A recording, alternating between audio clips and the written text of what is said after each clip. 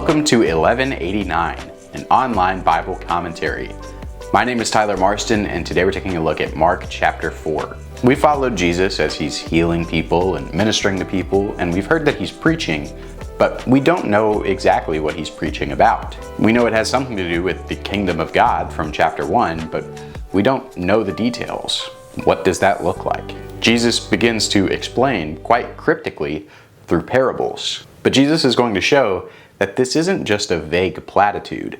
It's the key to transforming our lives, making us faithful and bold in spreading the gospel. There's real power behind Jesus' words and his message, and even the disciples don't quite realize the authority he has.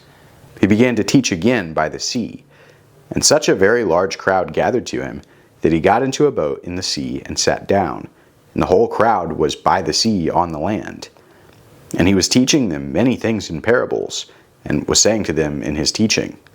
Jesus has been healing people, but we've also seen that he's been preaching about the kingdom of God. And we saw in the last chapter how Jesus spends a lot of time on boats when he needs to get away from the crowd. But he's still compassionate towards the people.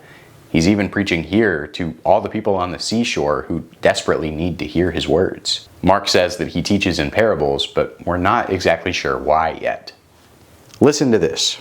Behold, the sower went out to sow, and as he was sowing, some seed fell beside the road, and the birds came and ate it up. Other seed fell on the rocky ground where it did not have much soil, and immediately it sprang up because it had no depth of soil. And after the sun had risen, it was scorched, and because it had no root, it withered away. Other seed fell among the thorns, and the thorns came up and choked it, and it yielded no crop. Other seeds fell into good soil, and as they grew up and increased, they yielded a crop and produced 30, 60, and 100-fold. And he was saying, "He who has ears to hear, let him hear."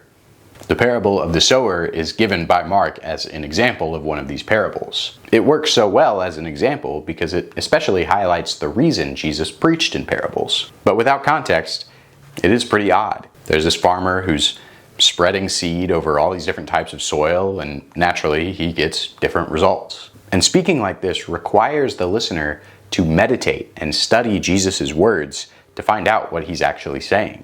And it creates a separation between those who truly do follow him and those who don't actually believe in him enough to dig into his confusing words. As soon as he was alone, his followers, along with the 12, began asking him about the parables. And he was saying to them, "To you has been given the mystery of the kingdom of God, but those who are outside get everything in parables, so that while seeing, they may see and not perceive, and while hearing, they may hear and not understand. Otherwise, they might return and be forgiven." Even the 12 disciples, Jesus' closest followers, who all have their own ministries where they're spreading these words, even they don't understand, and they ask Jesus for clarification. And Jesus says that he speaks this way to reveal truth to those who follow him, those who trust him enough to study his words, and confuse everyone who doesn't. He quotes from Isaiah 6, the famous scene of Isaiah's commissioning, calling to mind all the ways the Old Testament prophets were believed by some and rejected by most. And he said to them, "Do you not understand this parable? How will you understand all the parables? The sower sows the word. These are the ones who are beside the road where the word is sown, and when they hear, immediately Satan comes and takes away the word which has been sown in them. In a similar way, these are the ones on whom seed was sown on the rocky places, who when they hear the word immediately receive it with joy, and they have no firm root in themselves, but are only temporary. Then, when affliction or persecution arises because of the word, immediately they fall away. And others are the ones on whom seed was sown among the thorns.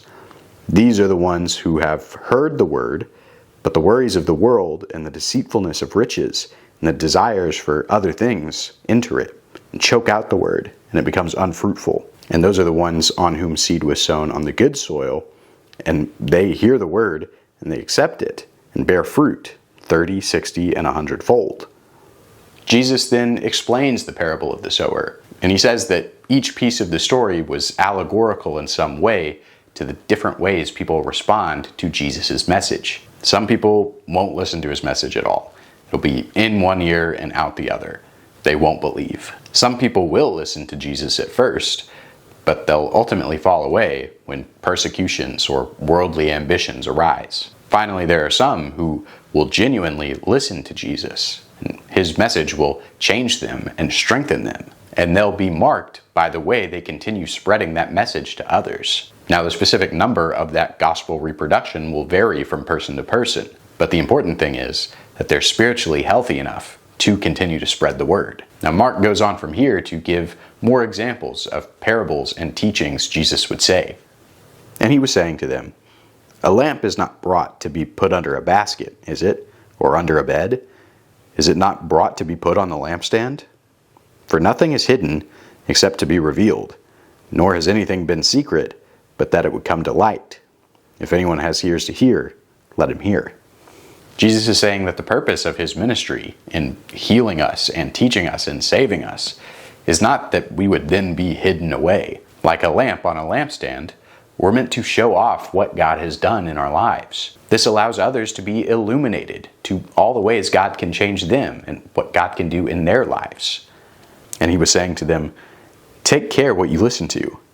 By your standard of measure, it will be measured to you, and more will be given you besides.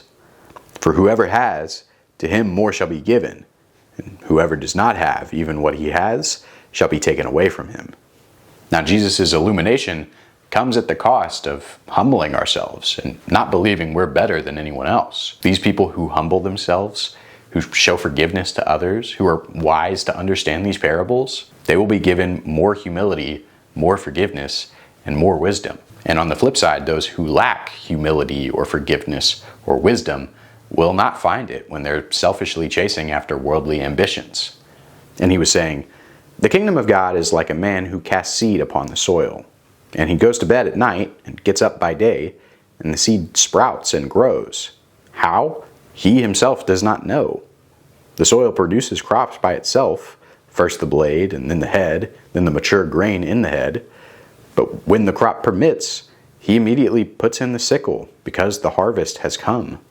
This parable promises that the growth of the kingdom of God is not going to be completely understandable by human minds. People who really believe in Jesus' words will simply be changed, and even they might not fully realize what's taking place. It's only after Jesus has changed us that we begin to learn more about him and understand more of why he did what he did. Nevertheless, his kingdom will keep growing because it cuts directly to the hearts of humans who realize their desperate need for him. And he said, "How shall we picture the kingdom of God? Or by what parable shall we present it? It is like a mustard seed, which, when sown upon the soil, though it is smaller than all the seeds that are upon the soil, yet when it is sown, it grows up and becomes larger than all the garden plants and forms large branches, so that the birds of the air can nest under its shade." Corporately speaking, the kingdom of God had very small beginnings. It started with the ramblings of a first century Jewish prophet who was homeless and executed by the state. Nevertheless, Jesus' message has undeniably grown into the largest religion in the world and has completely altered the course of history as we know it. And it will continue to grow as it changes people into the images of God until finally the King returns to set the whole world right. This is the picture at play when Jesus quotes Ezekiel 17's vision of a tree filled with all kinds of birds. It's a new kingdom of God, a new creation, and a new humanity. That's what Jesus is bringing. With many such parables, he was speaking the word to them, so far as they were able to hear it. And he did not speak to them without a parable, but he was explaining everything privately to his own disciples. Mark continues saying that these were just a few of the parables and teachings that Jesus was offering at this time. For those that understood, it was a revolutionary way of thinking that recontextualized Israel's entire history. And it set up a new goal that everyone should be aiming for. Not just the rescue from the oppressive Roman Empire, but the rescue from sin and death and evil itself. But it's one thing to cognitively understand Jesus' parables. It's a whole different thing to actually believe them and live like you believe them. On that day, when evening came, he said to them, "Let us go over to the other side." Leaving the crowd, they took him along with them in the boat, just as he was, and other boats were with him. And there arose a fierce gale of wind, and the waves were breaking over the boat so much that the boat was already filling up. Jesus himself was in the stern, asleep on the cushion. And they woke him and said to him, "Teacher, do you not care that we are perishing?" After sailing away to continue preaching, Jesus' disciples end up in the heart of a very fierce storm. I mean, there's a real risk of death here. Some of the disciples might be thinking that this storm presents an evil cosmic threat against Jesus and his message and his kingdom. Others might be thinking that this is simply reality coming back to earth after hearing all of these optimistic platitudes and parables. But either way, they're scared and they need someone to help. Now, amazingly, they find Jesus asleep through all of this. They beg him to get up and start draining water from the boat. And it's a moment that shows that even the disciples haven't fully embraced Jesus' new way of life yet. They haven't fully realized what it means to be part of the kingdom of God. And he got up and rebuked the wind and said to the sea, "Hush, be still." And the wind died down, and it became perfectly calm. And he said to them, "Why are you afraid? Do you still have no faith?" They became very much afraid and said to one another, "Who then is this, that even the wind and the sea obey him?" Jesus, instead of helping to drain the boat, instead of becoming disillusioned, he simply refuses to believe that they're in danger. He commands the storm to stop, and it does. Jesus is showing off his divine sovereignty over the most chaotic forces of nature. But he also shows off his dedication and his faithfulness to this new creation that he's been preaching about, to which even his closest disciples have to ask the question, who is Jesus, really? This chapter contains some of Jesus' most famous parables and teachings about the kingdom of God and what it looks like and what it means. But it also shows how faithful he is to this vision. Some might think it's nonsense, like the Pharisees. Others might listen for a second and then get distracted, like the disciples. But Jesus faithfully believes in his authority that he's been given by God. That's evidenced by him rebuking even the wind and the sea. Jesus continues to boldly preach, spreading his kingdom from a small seed of an idea to a huge new tree of life that ushers in God's reconciled creation. And so the question is, will we do the same? Will we be faithful and bold like Jesus was? Thanks for watching 1189. I hope you have a good day, and God bless.